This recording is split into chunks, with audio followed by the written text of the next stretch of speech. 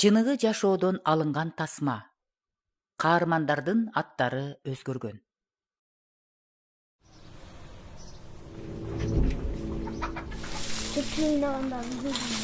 Көп сүйлөө, жөнтүксүн. Карабайдың мен.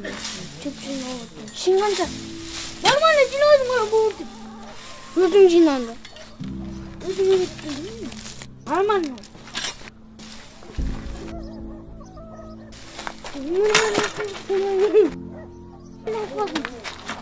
Өзүң күйгөн кабайсың. Кыйын болду. Сүйлөч. Ne oltasın? Ya! Beri gel. Adıma gel ol. Beri gel. Ne oltasın? Ne yapıyorsun şimdi orada? Gire de çöpçü yılmaya kaldın var mı? Ya! Ne oltasın? Sen ulusun ko. Ha? Kiçindeki boğunmen, aytışma. Kiçindeki boğunmen, ten bala seninle tengel cindesin be. Baykesi olsun sen bunu. Ayağaysın içinde. Ne oldu? Ne kırılış otasın var? Gire de çöpçü yılmaya kaldın var mı? Ne yapıyorsun orada? Ne yıkıyorsun? Айтышқан ой қалдың. Жина чөпті. Менің дұрайым баласы. Айтып қалған мен мені. Не дайым эле мен кызым керек. Өзүңөр кайтарам буга. Эй. Ал айрын ал. Бұл. Сал таяққа. Ешек. Батырақтан бол. Қарсаң тімелі. Белі бешіктен таяқ жатып, маға өтесіп. Мағы қырынып қалған тұра. Ал! Моны ұйға салып келіп, батырақтан. Бол. Көтер баштарып баяз, таяқ жейсің. Ұйға чөп салып керек, кезін тозыш керек. Тоғықтарға жем беріш керек. Жоқсың. Кеш өліп жүресің. Гене де ұйдың. Мә. Тоғықтарға жем чач. Ай, кезі бізге келіп қаптыр. Қой қайтарасың. Батырақтан. Эмне кайтарбайсың? Башың оорубайбы. Эмне башың оорубайлы? Башың сонун эле турат го сен. Башың оорубайбы. Эмне өлмүштөр атасың? Бери келчи. Эмне айтып атасың? Эмне айтып атасың? Я, эмне айтып атасың? Эмне кайтарбайсың? Жок. Эмне кайтарбайсың? Кайтарбайм. Мен айтканды кыласың сен, Уктуңбу? Кылбайм. Сен мен айтканды кыласың. Эмне кайтарбайм? Сен менин колум алдында Башың оорубаса жашайсың. эмне кылайын? Башың оорубайлы, мына сопсанеде бу чымчыктай болсоң башың жумсагам азыр. Кармады отам мен сага. Эмне болуп атасыңар, ай? Ал бол. Бакырык болуун элдин баарын каратып эмне болуп атасың? Ой апа, болгону бир-эки сөз айттым ата. Эртең кезүү, окат кыл, муну кыл, тиини кыл деп эле. Ай, баш ооруса ооруп аткандыр да баланын. Кой кыласы дайыны жок ушу болушканыңарды ушу. Кой кайтарбайм дейм. Кой кайтарбайм деп атат. Вай аттаңын оозу курайын. Дей, кимди тарткансың? Ай, Расул. Айдап чык экөөбүз кайтарабыз аны.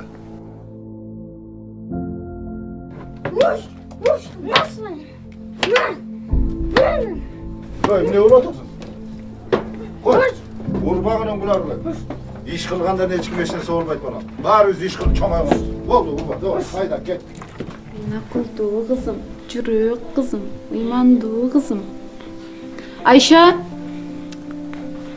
Ал жеңе. Айда саны карап тур, чикирлерин бүтүрүп алайын, Эжең менен ыйлабай жатыптыр, кызым. Жеңе, шаарда жашаган жакшыбы? Кандай десем, эмнеге сурап калдың? Билгим келип атат. Айылдын деле, шаардын деле жакшы жактары бар. Ал жакта кызыктуураак. Театрга, чоң парктарга барып эс алган. Барсаң болот. Отуруп тургула, ыйлабай жатыптыр, кызым. Мен азыр жууп келе калайын. Жеп саламбы, жеп салам.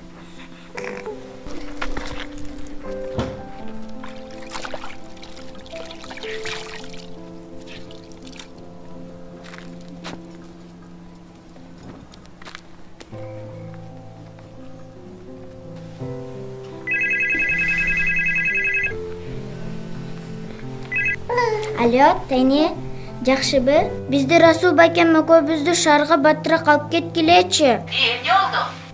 Жеңем бизди көп жумуш кылдырат. Муса байкем Расул байкемди урат. Көп жумуш кылдырат. Кызын жалаягын жуудурат. Жеңемди жаман көрөм. Не кечке каратабы кызың сага? Кызын ооба мени каратат мага. Сен жеңил жаманбы? Ооба мага жакпайт жеңем. Алып кетиңизчи батыраак. Макул анда, макул кызынан. Апаңа чоңата чоңелерине звонить этип, макул. Макул, алып кетиңиз бат. Болду. Ты жаттың го. Бүттү, Илова. Укта. Кандайсыңар? Кызым ыйлап сени кыйнаган жокпу? Жок, жеңе, сизди Азизан абдан жакшы көрөм. Да, сизди жакшы көрөбүз. Рахмат.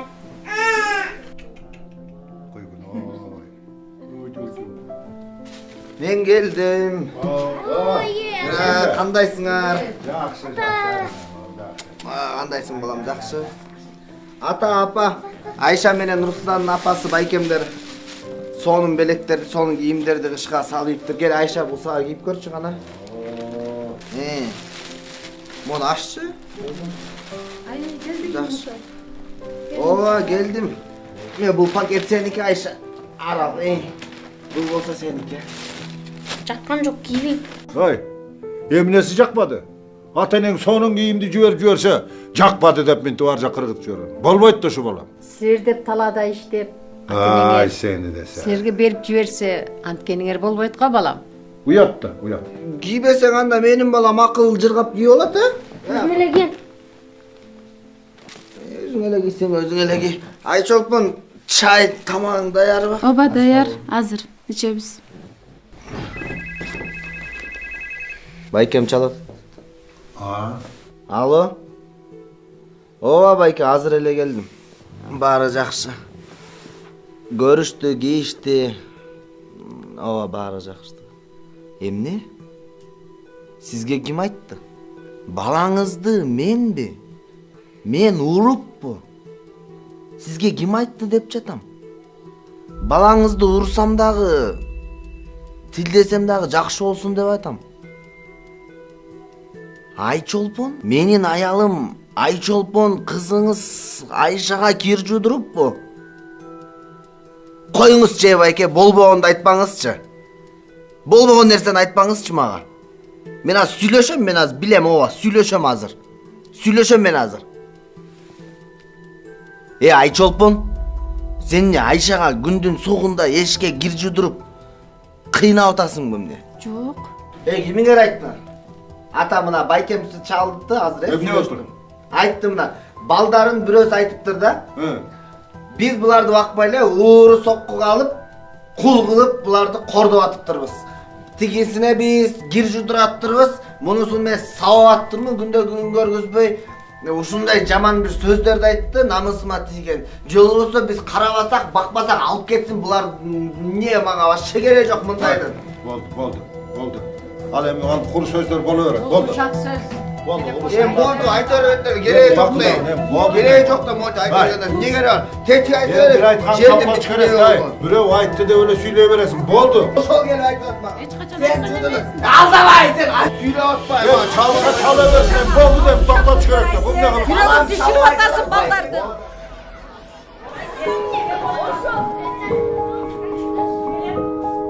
Ушкам көргөн жоксуң, Айсырчы. Жайлы, алып алдың го сен. Көргөн жок. Алып алдың го дедим. Отурчу. Көргөн жок. Отурчу.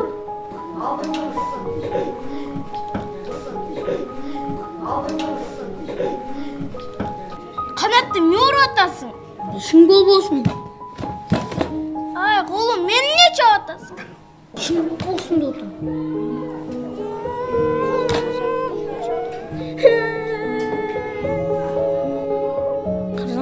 Көз жок, мактанчак келе жатат. Апам менен атам бир жака алып барып келди, ойнотуп келди.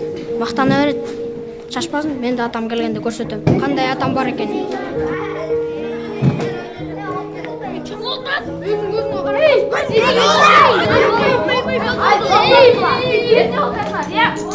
Отургула. Расул, Эмин, турчу ордуңан. Эмне эле отасыңар силер, ызычы болуп. Сабагыңарга даярдангыла. Расул, Эмил, мен сен менен сабактын аягында сүйлөшөм. Уктуңарбы? Отургула азыр. Отур. Бардыңар, кыргыздын сабагын алып чыккыла. Эмил, сен менден коркпогон. Мен сени жакшы көрөм. Бул сөз экөөбүздүн ортобуздагы. Кана айтчы, эмнеге сен сабактарыңды аткарбай келатасың? күндөлүгүң баары 2-ге толуп кеттиптир. Эмне болду сага? Үйдө күнүгө эле уруш. Бир күн да тынчтык жок. Өз атам болсо өлүп калган. Өгөй атам болсо арак ичет. İşteyit, iş kıldırat, uğrat, okuğanға şart жоқ. Өзіміз hiçbir туғанбыз. Ал кишинин да балдары бар. Эмил, мени карасаң, дагы сен класстагы балдар, кыздардын баарын уруп атасың. Эмнеге андай кылып атасың? Алар сенин классташтарың да. Эчеке, үйдөн мени уруп, урушканда мен эч кимге алым күчүм жетпейт. Ал класстан болсо, мен аларды жөн эле ургулап ойноймун. Бирок ойносом деле, үйдөн деле, класстан деле бардыгы жамансың дей беришет. Түшүнүктүү. Эмил, мен сени андай бала деп ойлобоймун. Сен эң акылдуу, боорукер, жакшы баласың. Сен эч кимге окшобогон жакшы сапаттарың бар. Мен сага жардам берем. Сен класстын эң мыкты баласы болосуң. Сүйлөштүкпү? Бара коем. Расул, кел.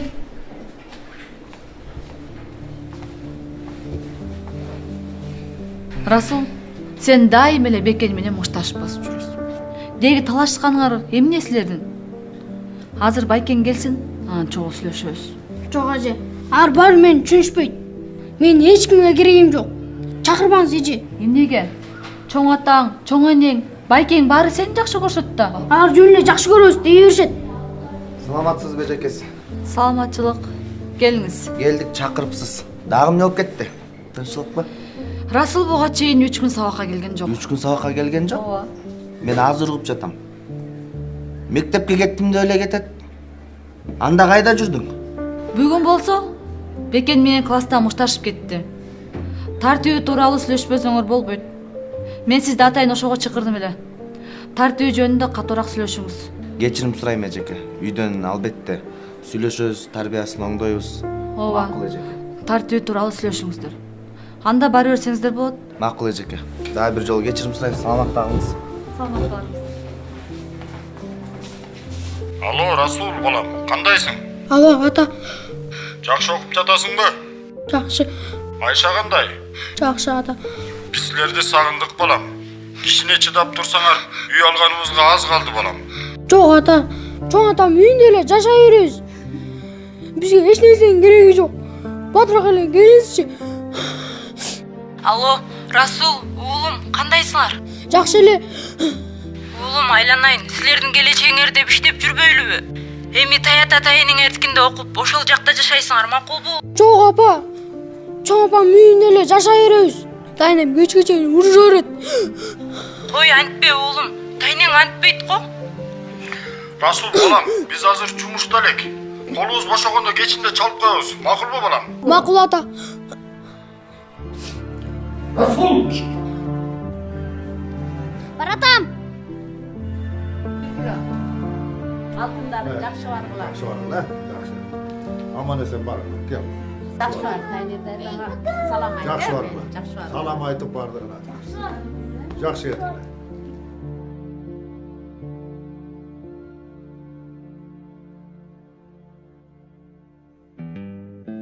Алтыным мен. Суп-сулуум койсу, чүрөгүм менин. Экөөбүз билесиң кандай бактылуу болобуз. Бар алдыда, жаным. Укмуш жерлерди көрөбүз дейсиң. Түшүңө да кирбеген нерселер. Шенесиңби? Шенем.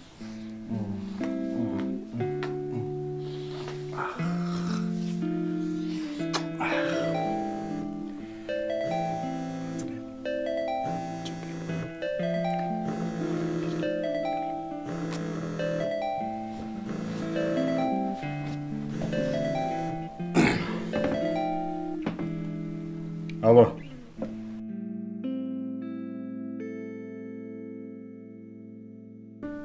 Апа, саңсаңыз эмне кылайын? Мен ойноп жүргөн жокмун да. Иштеп жүрөм. Кандай түшүнбөйсүз? Сиздин доктуруңузга акчам жок. Акча болгондо барам дейми.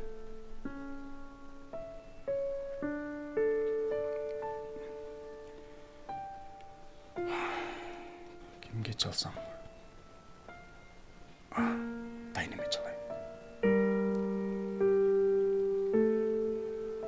Алло, Тайне, кандайсыз? Жакшысызбы? Тайне, тиги апам кичине ооруп калыптыр. Ошого акча берип тура аласызбы? Өзүң карабай жүрүп, суукка иштеп жүрүп мына оорчан болду.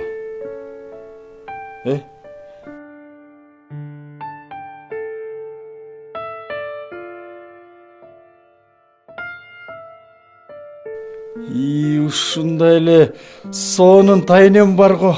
Азыр 1 сааттын ичинде барып калам, Тайне.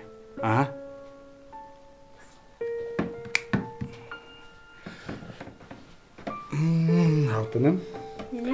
Азыр эле мага фирмамдан чалышты. 1 сааттын ичинде келип акчаны алып кет дейт. Мына иштерим буюрса жакшы. Биздин тоюбуз эң сонун болот.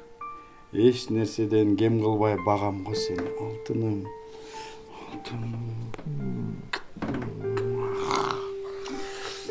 Ооба, ишенем. Siz meni bактылуу кыларсызга? Албетте бактылуу. Албетте. Кандай сонун жашоо. Жаным, алтыным, карачы. Бүт бары көз алдыңда. Бардыгы болот. Кааласаң Париж, кааласаң Италияга барабыз. Акча деген толтура. Каалаган жагыңа барабыз. Ооба жаным. Сен ойлобо. Мен акча үчүн биякта деп. Мен сен үчүн гана биякта. Биз экөөбүз ушунчалык бактылуу болобуз. Албетте бактылуу болобуз. Мен ишенем ошого. Кел жаным. Анда эмесе экөөбүз үчүн. Жөрелчи. Экөөбүздүн бактыбыз үчүн.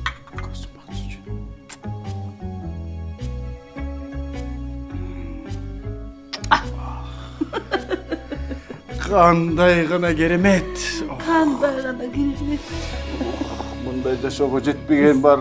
Биз экөөбүз ушунчалык бактылуу болобуз.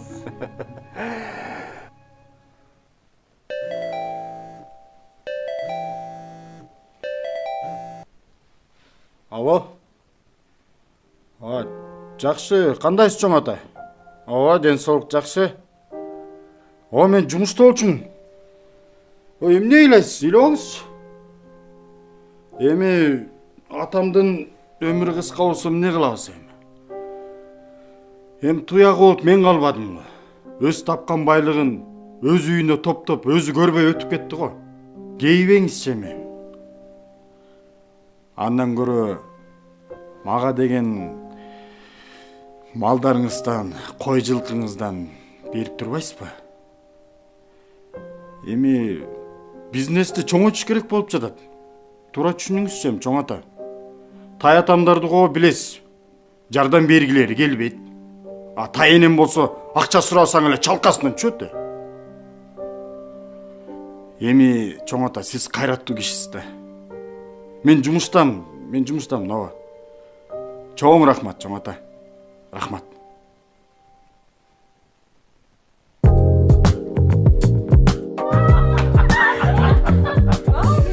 Жок, менде сонун бир сунуш бар десеңиз кыздар. Ошол кыздар. Көлдө жүрөм. Көлдө жүрөм. Билет бар. Мына жаткан турбай биякта бир аккуу көлдүн аккусу.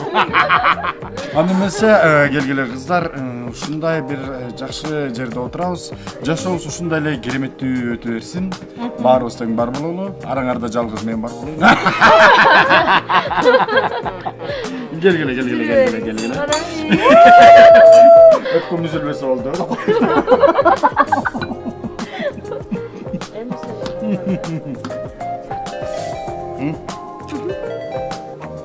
Алло, бул ким?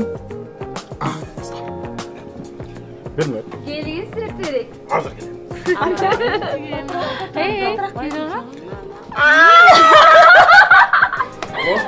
Бул ким? Менин атым Зайырбек. Сен Расулсуңбу? Ооба. Сени кыздар менен иштейт деп уктум. Анан бизнеси да бар дешти. Дал ошондой. Бирок бизнесим деле жок. Аны мен баарына бар деп калп айтып коем. Мен сага сонун сунушум бар. Жолукпайлыбы? Андай болса, сен өзүң бул жакка келбейсиңби? Кыздарды да көрмөксүң. Биринчи экөөбүз эле сүйлөшпөйлүбү? Базар жок. Айткан жериңе бара калам. Айткан жериңе. Азыр. Болду, сүйлөштүк.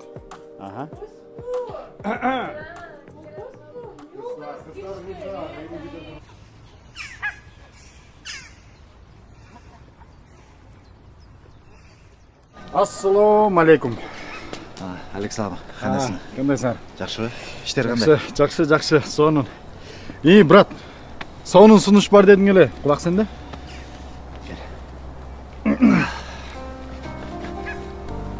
Биринчи бир суроом бар эле.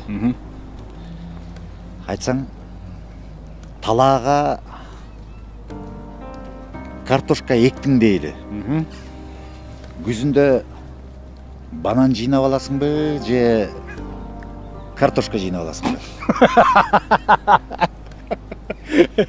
Картошка эккенден кийин албетте картошка терип алат да. Анан ушу Кыргызстанда каяктагы банан терип алмак эле. Туурабы? Демек, жашоонун мыйзамы бар. Адам жакшылык кылса жакшылыкты, жамандык кылса жамандыкты алат. Адам эмнени сепсе ошону алат. Сенин эмне менен ооруп жүргөнүңдү, кимдерге канча акча карыз экениңди, кимдер сени издеп жүргөнүн баарын билем.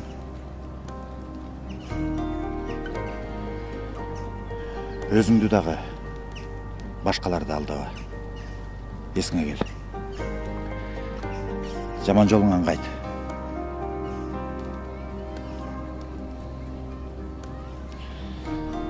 Görüşкөнчө.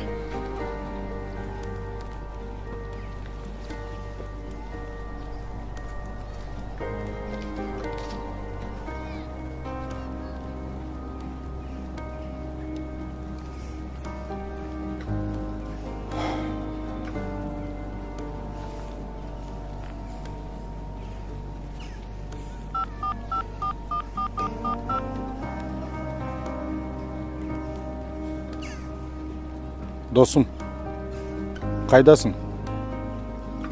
Убактың болсо, бүгүн жолугалчы. Сөз жолугал.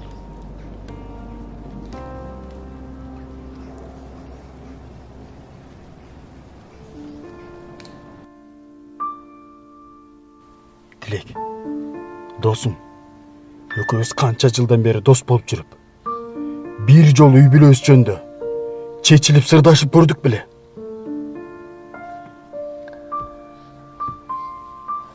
Билесиңби? Менин ата-энем балдарыбыздын келечеги үчүн кам көрөлү деп, чет жактарга айдап жылдап, иштешип, заңгыраган үй салышып, шаардан да үй, машина алышты. А бизде болсо, бирде тайенебиз таятабыздын колунда, бирде чоң ата, чоң энелерибиздин колунда чоңойдук. Ошондуктан мен эки жүздүү болуп чоңойдум.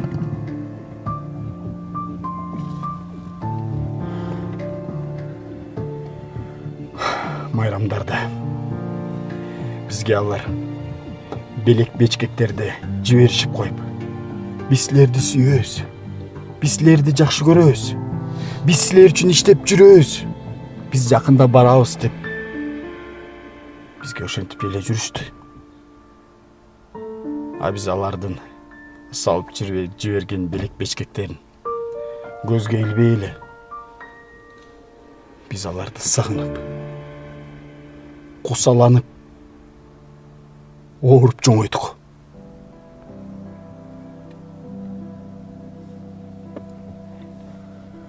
Ата-энеге болгон сүйүүбүз башка нерселерге алмашып, мерез, кара мүртөз болуп чоңойдук. кайсы кызды кааласам. Жаш карысына карабай. Барын жылуу сөз менен ошолордун кучагына балкып, ошого агысып кеттим. Анан көзүмө жакшынакай кыз көрүнүп калса, мен сага үйлөнөм деп далай кыздарды айылдадым.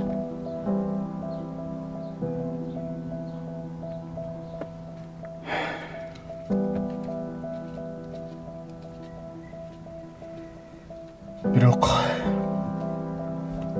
ата эне болгон кусалык ошол орунду эч ким толтура алган жок.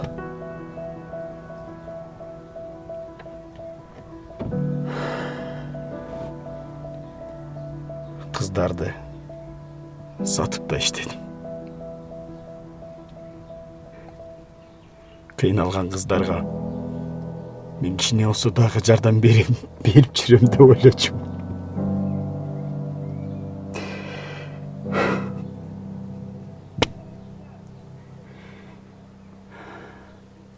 Эми мен арам жол менен эмес, канчалык кыйналсам дагы ак эмгегим менен жардам берем деп чечтим. Өкүнүчтүү нерселер болуптур досум. Кандай дейсиң? Үйлөнүп, балалуу болуп, аларга жакшы тарбия берип, кам көрүп, маңдайларында болуп, керек болсо келечектеги кесиптерине, келечектеги түгөйлөрүнө чейин кам көрүп кеңеш берсек, жаңы жашоого шарт түз берсек, кандай дейсиң? Бул сунушум мага абдан жакты.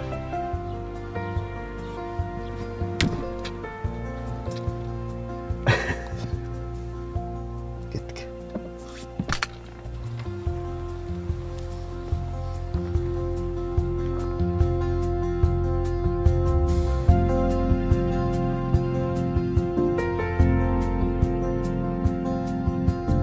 Проблема детей-иммигрантов в основном безопасности, потому что мигранты оставляют детей своим родственникам, бабушкам, дедушкам, бывает и соседям. Дети остаются без попечения родительства, и они лишаются психологической безопасности. Ощущение того, что он в чем-то ущемлен, дает ему чувство зависти, недостатка какого-то. Дедушка и бабушка по силу своих возрастных особенностей не всегда может справляться с родительскими обязанностями. И в голове у ребенка, и внутри у ребенка роль дедушки и бабушки отведено свое место. Материальное, естественно, важно для обеспечения ребенка в материальном плане. Но самое важное считается человеческое тепло, присутствие родителей в доме, в жизни ребенка. Даже если родитель будет далеко, нужно, чтобы у ребенка постоянно было средство связи. Нужно, чтобы ребенок мог абсолютно все рассказать родителю, чтобы ребенок мог в безопасности сказать то, что он думает и чувствует. Не навязывать ребенку взрослые проблемы. Ребенок все равно этого не поймет. И тогда родитель, выслушав, может с теплотой сказать: я переживаю за тебя, я горжусь тобой, ты для меня значим, ты все, что дорогое у меня есть. Вот эти слова для ребенка важнее всего на свете. Когда ребенок чувствует, что родитель рядом, что он участвует в его жизни. Для него важно, что он чувствует. Я тобой горжусь, ты мне очень важен, нужен, я тебя люблю. Это является некой поддержкой, подушкой безопасности для ребенка, потому что ребенок будет ощущать: о, я важен, я любим, обо мне заботятся. Для родителей мой самый главный совет в том, чтобы не жалеть времени, всегда находить время для звонка ребенку и обязательно выполнять то, что ты говоришь. Родитель должен понимать, что в подростковой части у ребят, например, агрессивность повышается у мальчиков, а у девчонок слезливость. В этот момент нужно переждать, перенаправить энергию ребенка. Агрессию можно перенаправить в спорт, какую-то чувствительную часть перенаправить в стихи. Важно, чтобы родитель в этот момент почувствовал и передал ребенку, перенаправил. Когда дети остаются без присмотра родителей, с бабушками, с дедушками, то там есть своя особенность воспитания. Дети начинают манипулировать, что если у них остается ощущение заброшенности и нету знаний, как привлечь внимание, они нарушают дисциплину, они начинают плохо учиться, они начинают делать такие вещи, чтобы привлечь внимание взрослых, естественно, родителей. Много случаев было тогда, когда ребенок нарушал все правила в школе, лишь бы для того, чтобы родители приехали. То есть это было своеобразное привлечение внимания и манипулирование, чтобы родители вернулись. Иногда бывает в моей работе, что и детям объясняем, что можно привлечь внимание и хорошими оценками, хорошим поведением, либо участвовать в каких-то конкурсах, привлечь в кружки какие-нибудь, чтобы у детей была занятость и консультация с классными руководителями, чтобы давали мотивацию, чтобы хвалили побольше. Вот эта часть ответственности школы. А ответственность родителей обязательно звонить, узнавать, как у ребенка дела, что нужно от них.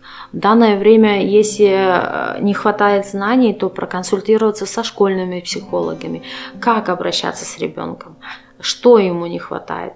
Естественно, проводится диагностика в школе, и школьный психолог может очень много хороших советов дать.